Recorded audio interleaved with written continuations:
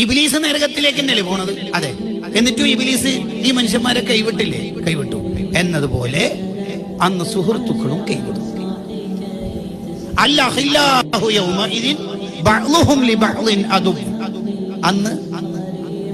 അന്ന് സുഹൃത്തുക്കൾ തമ്മിൽ തല്ലായിരിക്കും, അടിപിടിയായിരിക്കും, പ്രശ്നമായിരിക്കും. അതിനെ മഹാന്മാര് വ്യാഖ്യാനിക്കുന്നത് അടുത്ത സുഹൃത്തുക്കൾ കഠിന ശത്രുക്കളാവുന്ന ദിനം. അല്ലാഹു യൗമഇദിൻ, അന്നേത്തെ ദിവസം ശത്രുക്കളാകുന്ന വിഭാഗം ഇന്നത്തെ ബെസ്റ്റ് ഫ്രണ്ട്സുകളാണ്.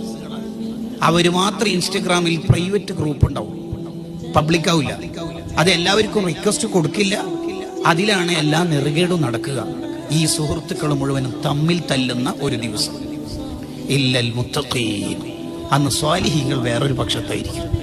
നിങ്ങൾ എത്ര രാത്രിയാ സാന്ത്വനം ഫണ്ട് വിജയിപ്പിക്കാൻ, പദ്ധതികൾ വിജയിപ്പിക്കാൻ, സമ്മേളനങ്ങൾ വിജയിപ്പിക്കാൻ ഇരുന്നത് വരെ.